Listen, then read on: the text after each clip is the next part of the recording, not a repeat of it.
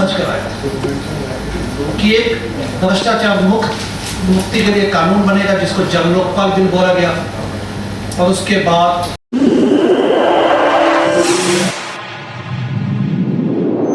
इस news channel पर जो भी वक्ता ने कहा वो उसकी अपनी राय है, जिसकी पुष्टि नेशन न्यूज इंडिया नहीं करता। धन्यवाद। जब वो सफल नहीं हो पाया तो उसमें से पॉलिटिकल पार्टी का उद्गम हुआ, और जिसने कहा कि व्यवस्था परिवर्तन से कम कुछ भी हमें माने नहीं, निकलो बाहर मकानों से, जंग लड़ो बेईमानों से। भ्रष्टाचार मुक्त भारत मेरी मांग ही नहीं, मेरी जिद है। तो उस जिद के साथ दुनिया भर के लोग जुड़े। उनको लगा ठीक है, भ्रष्टाचार मुक्त भारत बनाएंगे, देश विदेश से। मैं भी उस वक्त यूएस से शिकागो में था, 2010-11 की बात है। मैं भी आया और मेरे जैसे अनेक साथी आए देश विदेश से। पौंडीचेरी, अंडमान निकोबार से हमें चिट्ठी आती थी आम आदमी पार्टी के ऑफिस में। उनको लगता था कि एक सहारा, एक होप है यहाँ पर देश बदलेगा। एनीवे उसके बाद जो उन्होंने सिद्धांत दिए, उसका जो सबसे नवीन जो एक हनन हुआ है, जो आपने कल परसों पिछले 3-4 दिनों में देखा, कि आम आदमी पार्टी जो डायनेस्टिक पॉलिटिक्स खत्म करने आई थी, परिवारवाद, और इतना डीएनए हैवी हो चुका है कि सुनीता केजरीवाल की उद्दंडता देखिए, उद्दंडता, उनका ऑडेसिटी देखिए, बेशर्मी की हद देखिए कि शहीद भगत सिंह और माननीय अंबेडकर जी जो हमारे कॉन्स्टिट्यूशन का निर्माता है, उनकी फोटोज के साथ एक दोषी व्यक्ति, अपराधी व्यक्ति एटलीस्ट अंडर ट्रायल है इस वक्त, ही से अंडर ट्रायल, अरविंद केजरीवाल सलाखों के पीछे फोटो लगाया गया। जब संजय सिंह को बेल मिली, सिर्फ बेल मिली है, और जेल से ऐसे निकल के ऐसे आज से कोई क्रांतिकारी आया हो, और उसके बाद उनकी बयानबाजी देखिए। तो कुल मिलाकर जो 13 साल में जो सिद्धांतों के साथ खिलवाड़ हुआ, आंतरिक लोकपाल का हनन हुआ, आंतरिक लोकपाल बनाया गया आम आदमी पार्टी में, उसके बाद उन्होंने उसको हटा दिया। एडमिरल रामदास, आई थिंक उनकी कुछ समय पहले मृत्यु हुई जी। नंबर 2, आंतरिक इंडियन पार्टी डेमोक्रेसी लेके आएंगे। इस वक्त आम आदमी party just one man show with brazen shamelessness. और जो सबसे इंपॉर्टेंट सिद्धांत दिया गया कि हम चंदे की पारदर्शिता दिखाएंगे, यानी कि फाइनेंशियल ट्रांसपेरेंसी। जनता से चंदा मांगेंगे और जो जनता चंदा देगी उसका हिसाब किताब देंगे। उसके बाद उन्होंने चंदा चोरी की, 2016 में उन्होंने डोनेशन लिस्ट अपनी पार्टी की वेबसाइट से हटा दी, जिस पे हम लोगों ने, काफ़ी लोगों ने तीव्र विरोध किया, और काफ़ी जो साथी थे वो अलग थे। परमजीत कटियाल का एक छोटा सा क्लिप है, अगर इस वक्त हो तो वो दिखा सकते हैं, 17 सेकेंड्स का, और मुश्किल 5-7 सेकेंड का क्लिप है। ट्रांसपेरेंसी पारदर्शिता वेब सीरीज हमने बनाई थी 2019 में। इसको मैंने इसका मैं लकीली अनलकीली निर्माता निर्देशक हूँ, और मनोज साथ बैठे, ये रिसर्च का एक अभिन्न अंग थे मनु। तो हम लोगों ने एक वेब सीरीज बनाई 2019 में, नेटफ्लिक्स ने उसे लेने से मना कर दिया। मेरे ख्याल से एक अच्छी क्वालिटी की वेब सीरीज है। इस वक्त ट्रांसपेरेंसी पारदर्शिता वेब सीरीज यूट्यूब पे फ्रीली अवेलेबल है, आप साथ ही देखिएगा। It chronicles untold stories of आम आदमी पार्टी और अन्ना आंदोलन। तो इन सबको देखिए। और 2016 में हमने जब चंदा हटाया तो हम अन्ना जी से फिर मिले, और अन्ना जी से मिलके हमने एक चंदा बंद सत्याग्रह चलाया, चंदा बंद सत्याग्रह, जिसको नो लिस्ट नो डोनेशन भी कहा जाता है। यानी कि यदि आप लिस्ट नहीं दिखाएंगे, no list, if you don't show the list we will not donate to you. No list no donation, ये चंदा बंद सत्याग्रह। और पिछले 8 सालों से हमने लगातार चंदे का आवाज उठाई है। इलेक्ट्रल बॉन्ड्स पे भी आवाज उठाई, और इलेक्ट्रल बॉन्ड्स की गाथा या कांड आप देख ही चुके देश में। But coming back to this, हम लोग क्योंकि अन्ना आंदोलन के लोग हैं, अन्ना आंदोलन के समय आए थे, जैसा मैंने कहा, हम लोग अन्ना आंदोलन को अन्ना आंदोलन समझ कर आए, तो इसलिए हमने तीव्र विरोध किया। दैट डज नॉट मीन कि हम दूसरी पार्टी को सपोर्ट करते हैं। और अब वापिस आए हैं एक जिद के साथ, क्योंकि इस गाने में जैसा कहा गया, और ये गाना भी अपने संजीव पांडे ने इसको आवाज़ दी है, इसको उन्होंने इस बात की सहमति भी दी है कि इसको एक पार्टी का एंथम सॉन्ग बनाया जाए। जल्दबाजी में, अभी समय कम था तो ये हम इसको प्रॉपर वे में रिकॉर्ड नहीं कर पाए, लेकिन इसको प्रॉपरली रिकॉर्ड किया जाएगा। और संजीव पांडे जो मुंबई में है, एक अच्छे कलाकार है, एक्टिविस्ट है, करप्शन के खिलाफ है, उनकी सद्भावना से इस सॉन्ग को जनता तक पहुँचाया जाए। उसके अलावा ये सारी बातें हम आपसे करने आए हैं। मैं चाहता हूँ कि कोई आपके प्रश्न हो तो पूछिए, लेकिन एक सिद्धांत मैं अवश्य बताना चाहता हूँ कि 2025 हम लोकसभा में वी आर नॉट पार्टिसिपेटिंग, हम लोग भारतीय लिबरल पार्टी लोकसभा चुनावों में पार्टिसिपेट नहीं कर रही, लेकिन 2025 में विधानसभा चुनाव में उसमें हम पार्टिसिपेट करेंगे। और जो इसमें दो मुख्य बातें हैं, सिर्फ दो मुख्य बातें, आप साथियों ने सब पढ़ ही लिया इसको। लोक उम्मीदवार यानी कि जनता इस बार चुनेगी अपना कैंडिडेट, और उस कैंडिडेट चुनने के बाद प्राइमरी जो इलेक्शन होगा वो गांधी जयंती के दिन 2 अक्टूबर 2024 को होगा। एक डिजिटल ऐप इसके लिए बनाई जा रही है। हम लोग ग्राउंड कैंपेनिंग शुरू कर चुके हैं, जनता तक जा रहे हैं, उनसे पूछ रहे हैं कि आप कोई अच्छा कैंडिडेट, आपकी निगाह में यदि कोई अच्छा कैंडिडेट हो तो आप हमें बताइए। It's a two way process. हम लोग जनता से पूछ भी रहे हैं, और अच्छे जो लोग होंगे, जो निष्ठावान, इसमें एलिजिबिलिटी क्राइटेरिया भी लिखे हैं। हमें सिर्फ वो लोग चाहिए जो सत्यनिष्ठ हो, दिल्ली का वोटर निवासी हो, क्योंकि मुझे लगता है कि जो पैराशूटिंग होती है उससे नुकसान होता है। तो जो व्यक्ति अपने यहाँ पे सोसाइटी में समाहित है, जिसको लगता है कि उसके कमिटमेंट है, यहाँ पे समाज सेवा करना चाहता है, सेवा करना चाहता है पॉलिटिक्स के माध्यम से, और भ्रष्टाचार से लड़ने का दृढ़ निश्चय हो, और चुनाव से पहले शपथ पत्र दे, और चुनाव के बाद में यदि सोशल रिकॉल किया जाता है, हम राइट टू रिकॉल का समर्थन करते हैं 100%, लेकिन राइट टू रिकॉल इस वक्त कॉन्स्टिट्यूशनली अवेलेबल नहीं है भारतीय जनता को, तो भारतीय पब्लिक को। इसलिए हम ये कहेंगे कि हम अगर जनता डिमांड करती है उस वक्त उसका एक मैकेनिज्म निकालेंगे। यदि जनता कहती है कि ये एमएलए बिगड़ चुका है, भ्रष्ट हो चुका है, या काम नहीं करता, निकम्मा है, तो उसको हम सोशल रिकॉल के माध्यम से उसको वापस बुला लेंगे। यानी कि टॉप लीडरशिप भारतीय लिबरल पार्टी की चुनाव नहीं लड़ेगी, ये हमारा वादा है। मैं यहाँ पे स्वयं शिकागो से एमएलए या सीएम बनने नहीं आया, और बिल्कुल नहीं आया। टॉप लीडरशिप जो पार्टी के चुनाव नहीं लड़ेगी स्वयं, लेकिन जो एमएलए चुने जाएंगे तो जनता चुन के देगी, उसको ही पार्टी में टिकट दिया जाएगा। एमएलए जब पार्टी के जब विधानसभा अनाउंस होंगे तो सोशल इलेक्शन, उसके बाद पार्टी उसको टिकट देगी, और उससे पहले उससे शपथ पत्र दिया जाएगा, उसके बाद सोशल रिकॉल के लिए भी शपथ पत्र दिया जाएगा।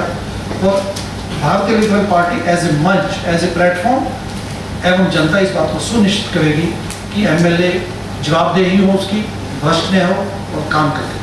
वो काम नहीं करेगा तो उसको मिलकर देख लिया जाएगा। तो डॉक्टर राजेंद्र सर, आपका बीएनपी पार्टी का आइडियोलॉजी क्या है? देखिए, आइडियोलॉजी जैसा इस सॉन्ग में इसलिए पता जो क्वेश्चन आएगा, हमारी आइडियोलॉजी है भ्रष्टाचार मुक्त भारत एवं गुड गवर्नेंस। हम सेंटर टू राइट भी नहीं है, सेंटर टू लेफ्ट तो बिल्कुल भी नहीं है, लेकिन हाँ जो जो देश की संस्कृति है उसका सम्मान। सर, ये तो आपके दोस्त भी कह रहे थे ना, अब आप दोस्त से अलग हो गए ना, पहले भी आप दोस्त के साथ काम किया है आपने? जी बिल्कुल काम किया, उन्होंने किया, उन्होंने देश के साथ धोखा दिया, और इस बार इस जिद के साथ, क्योंकि 13 सालों में हमने कुछ सीखा, हमने चिंतन किया, इसलिए मैंने निवेदन किया कि हम स्वयं चुनाव नहीं लड़ेंगे, और साथ ही साथ इस बात को सुनिश्चित करेंगे कि लोकशाही लेके आए, जनता के पार्टिसिपेशन से, डेमोक्रेटिक वे में जनता चुन के देगी कैंडिडेट्स, जिनको हम लोक उम्मीदवार या पब्लिक कैंडिडेट कहते हैं। और ये पब्लिक कैंडिडेट का कॉन्सेप्ट हमारा नहीं है, ये लोकनायक जेपी ने भी कहा था, उससे पहले भी जैसा पार्टिकुलर डेमोक्रेसी के जो चिंतक है उन लोगों ने भी उस बात की परिकल्पना की। मतदाता परिषद बनाई जाए, और पिरामिड को बदलने का समय आ चुका है, लोकनायक जेपी ने कहा। सबसे बड़ा ये चुनाव है, आप खुद को अलग कैसे कर सकते हैं? किसी न किसी को तो समर्थन देना ही होगा या विरोध करना ही होगा। आप कह रहे हैं कि चुनाव हम ये वाला नहीं लड़ेंगे, लेकिन आप दूर भी तो नहीं रह सकते ना, अगर आप पॉलिटिकल पार्टी हैं यहाँ पे। देखिए 2025 में चुनाव जनता ही लड़ेगी, हम लड़ ही नहीं रहे, क्योंकि एमएलए और कैंडिडेट वो चुन के देंगे। तो 70 सीटों पे चुनाव लड़वाना, 70 सीटों पे चुनावों के लिए कैंडिडेट देना और चुनाव लड़वाना उनकी जिम्मेदारी जनता की। सर आपके विचारधारा और केजरीवाल जी की विचारधारा में कोई अंतर तो नहीं है ना सर? वो मंत्री नहीं है, वो मुख्यमंत्री है, किसी मतलब सिग्नेचर अथॉरिटी नहीं है। वही आप कह रहे हैं कि हम भाई जो ऊपर के जो सीएम कोई तो बनेगा, वो फाइलें साइन कराएगा। सर मेरा एक सवाल, मैं स्वयं सीएम नहीं बनना चाहता, मैं ये कहना चाहता हूँ, इट डज नॉट मीन कि हम डिसीजन लेंगे। 70 विधायकों में से एक सीएम भी बने। सर क्या लगता है आम आदमी पार्टी के कुछ कार्यकर्ता आपको समर्थन देते हैं, क्या आप उनको अपने पास रखेंगे? जो भी सच्चा देशभक्त है वो किसी भी पार्टी में रहे, किसी भी चिंतन हो, वो लेफ्टिस्ट हो, राइटिस्ट हो, उसको राम मंदिर से प्यार हो, उसको एक्सट्रीम सीपीआई का व्यक्ति हो, इससे कोई फर्क नहीं पड़ता। देश का नागरिक जो चाहता है कि वास्तव में करप्शन खत्म हो, अकाउंटेबिलिटी आए, एवं अच्छे ढंग से राज किया जा सके, देश में एक अच्छी विकास की राजनीति हो, उसका स्वागत। यानी कि आम आदमी पार्टी कैसी है? आपको समर्थन दिया जा रहा है, यानी कहने का मतलब आपका ये है यदि वो आपको समर्थन देंगे आप रख लीजिए उनको। केजरीवाल भ्रष्ट व्यक्ति आएगा क्यों यहाँ पे? जब आप ये देखिए कि हमसे मिलना ही नहीं चाहते हैं।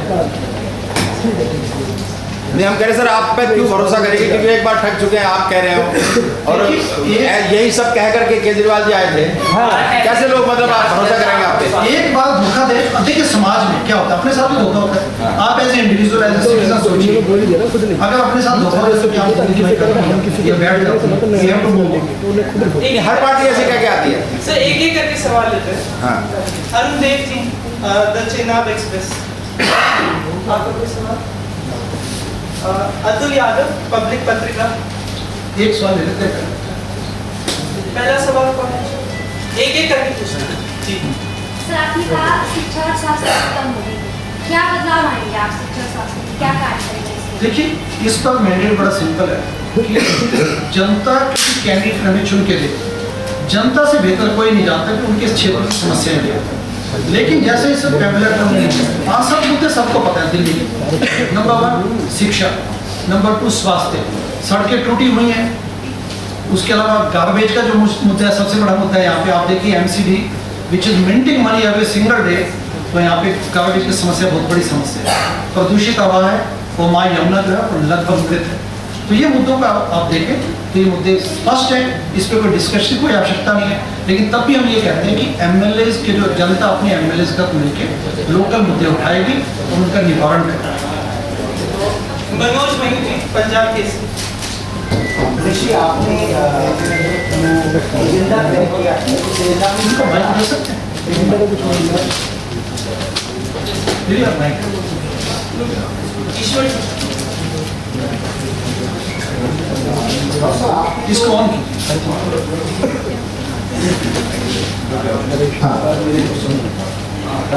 आपने जो एजेंडा तय किया है, इसमें पहला एजेंडा आपका है कि शीश महल जो अभी सीएम का आवास है, जब आपकी सरकार आएगी तो इस शीश महल को आप एक सरकारी पर्यटन स्थल के रूप में घोषित करेंगे और इससे जो इनकम होगा उस आमदनी का उपयोग आप गरीब कन्या छात्रवृत्ति योजना में शुरू करेंगे।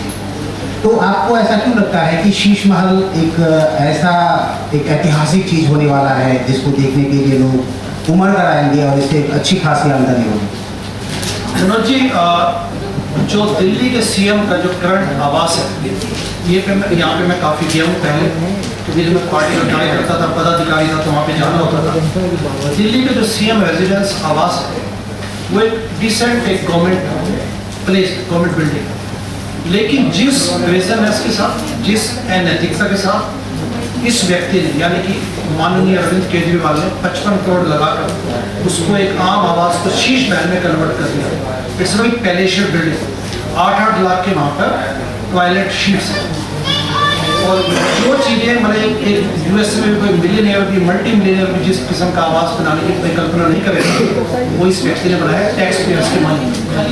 तो हम इस बात का संज्ञान लेना चाहते हैं कि हमारी सरकार आएगी तो उसमें जो हमारा सीएम होगा वो एक डिसेंट आवास जो उसको मिलेगा उसमें जाएगा, और इसको एक रिसोर्ट घोषित करके इससे जो मुनाफा होगा, जिससे इनकम होगी, उससे गरीब स्टूडेंट्स की छात्रों। आम आदमी के रूप में इसी तरह के वादा कर रहे हैं। ठीक बात है। देखिए, हम वो बातें कर रहे हैं जो सच्ची है, जो होनी चाहिए।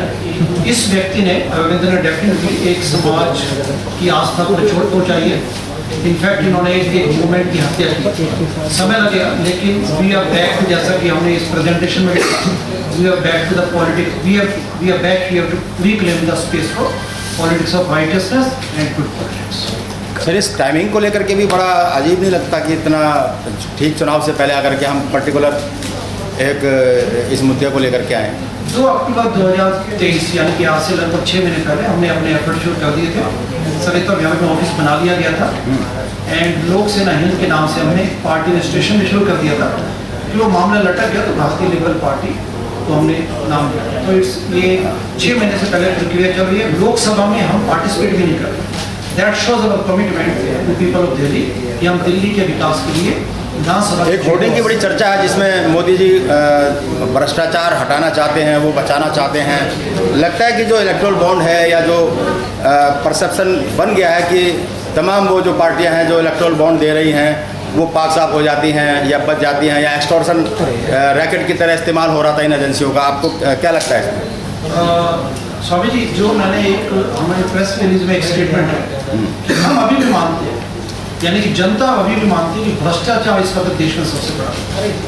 भ्रष्टाचार से लड़ने की कवायद के लिए सब लोगों को एफर्ट्स करना पड़ेगा, यानी कि देश के नागरिकों को।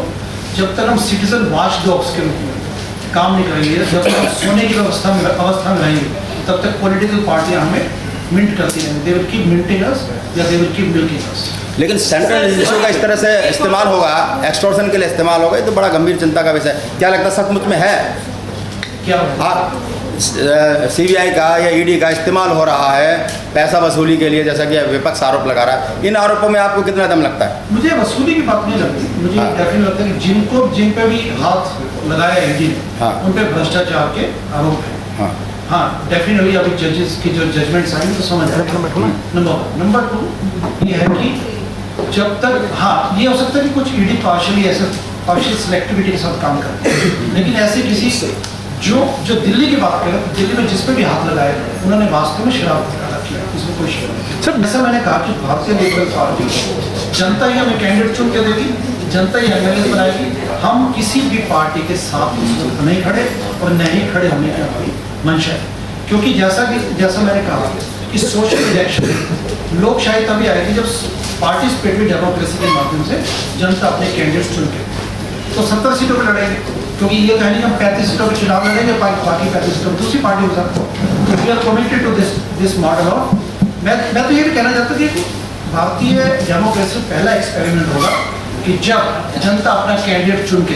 सर, लोकतंत्र खतरे में, सर लोकतंत्र खतरे में, सारी पार्टी चिल्ला रही हैं और आप पार्टी के लिए इस समय BLP का निर्माण करने जा रहे हैं, 25 जन चुनाव लड़ाने जा रहे हैं। देखिए, मैं स्पष्ट हूँ कि हम सब लोगों ने अन्ना आंदोलन और आम आदमी पार्टी को समर्थन किया।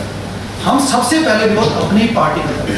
दैट डज नॉट मीन कि हम दूसरी पार्टी को पक्ष में, ये समझने की आवश्यकता है कि हम सब लोग अन्ना आंदोलन के लोग, हम मुखर ढंग से, पूरी मुखरता से हमने आम आदमी पार्टी को भ्रष्ट बोला है और उसके विरोध में पूरे जोर से खड़े, विदाउट एनी डाउट। इसका मतलब आप ये मत लगाइए कि हम दूसरी पार्टियों के लिए बैटिंग करें।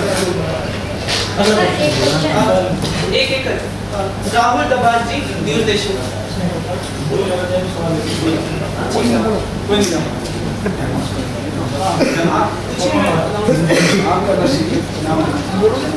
अजय शक्ति पार्टी से आप सबसे पहले तो मैं आपको आए सभी पत्रकार बंधुओं को नमन करता हूँ। सबका समय मूल्य है और सबकी सोच देश और समाज को बदलने के लिए ये बहुत बड़ी बात है। सबसे पहले आपने जिक्र किया अन्ना जी का आंदोलन भ्रष्टाचार के विरुद्ध। मैं यही जानना चाहता हूँ, क्या अन्ना जी पाक साथ थे? क्या आपने उनकी जड़ को देखने की कोशिश की? किसी ने भी अन्ना आंदोलन में शामिल व्यक्ति ने अन्ना जी के जड़ को देखने की कोशिश किया? मैं इसका जवाब देता हूँ। देखिए सुनिए, अन्ना आंदोलन से मैं भली भांति परिचित हूँ, शुरू से इसका हिस्सा रहा हूँ।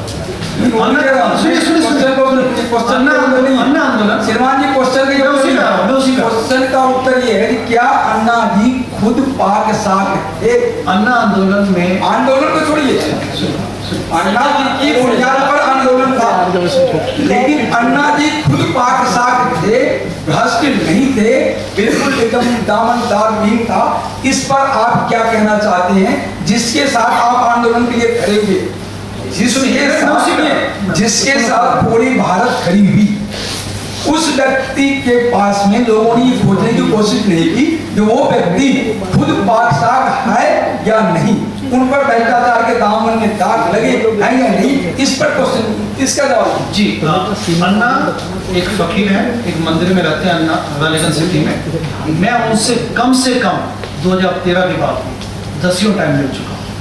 अभी फरवरी 22 2024 यानी लगभग 1.5 महीना पहले भी उनसे मिल गया है। PCRF जो स्कैम था, जो अन्ना आंदोलन के समय भी चंदा इकट्ठा, वो उसको बोलते हैं PCRF स्कैम, हम उसको PCRF स्कैम बोलते हैं, पब्लिक कॉज रिसर्च फाउंडेशन। इसकी सबसे बड़ी जो आवाज़ लगाई थी उस वक्त मुफ्ती शमूम काज़मी, जो कि अन्न आंदोलन थे, आप एक गूगल करके देख सकते हैं। ये हमारा सुनिए मैं सवाल सुनिए। यदि आप डिटेल्स में जाएंगे तो पार्टी बनने से पहले जिसको कहते हैं कि घोटाला हो गया था, जिसको हम PCRF स्कैम बोलते हैं। अरविंद और मनीष ने सारा पैसा अपने बैंकों में डाल दिया। नंबर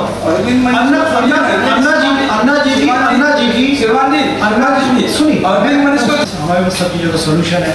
हम ये अवतार के रूप में आए हैं, यही प्रॉब्लम आ जाती है जब ये पार्टियाँ पॉलिटिकल पार्टियाँ बनती हैं तो इनको लगता है कि ये विधाता हैं, सब लोगों को सब चीज़ों के सोल्यूशन इनके पास है।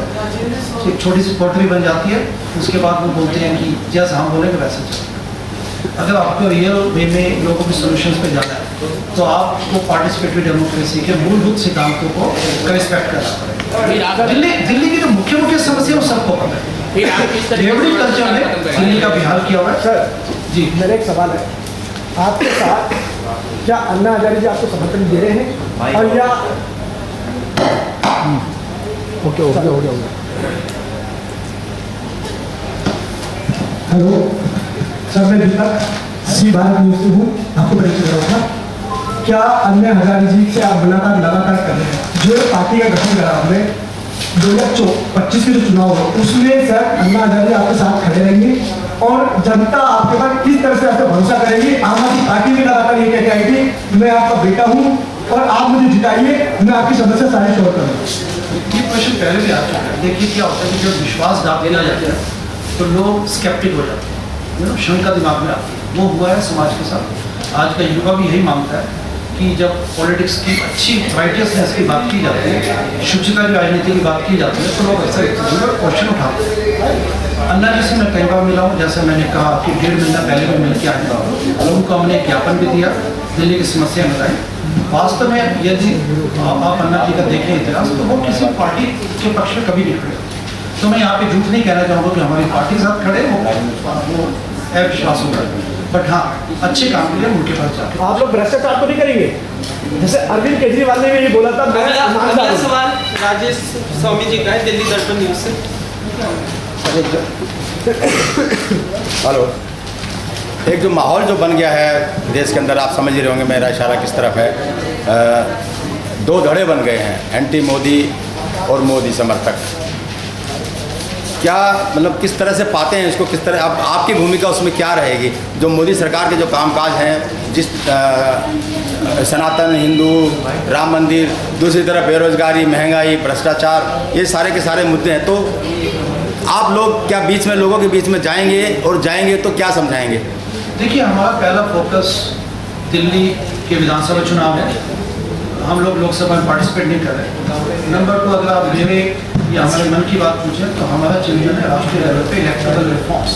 ठीक है, जब इलेक्टोरल रिफॉर्म्स होंगे तो अपना लोकतंत्र सुदृढ़ होगा। जैसे हमारी चाहत है कि नोटा को मजबूत बनाए, हमारी चाहत है कि जो वोटिंग सिस्टम है उसमें थोड़ा बदलाव आए, जैसे प्रेफरेंशियल वोटिंग, इस किस्म के और भी हमने पॉलिटिकल फंडिंग को क्लीन किया है। सुप्रीम कोर्ट ने इलेक्शन इलेक्टोरल बॉन्ड्स पे अभी क्वेश्चन किया उसको।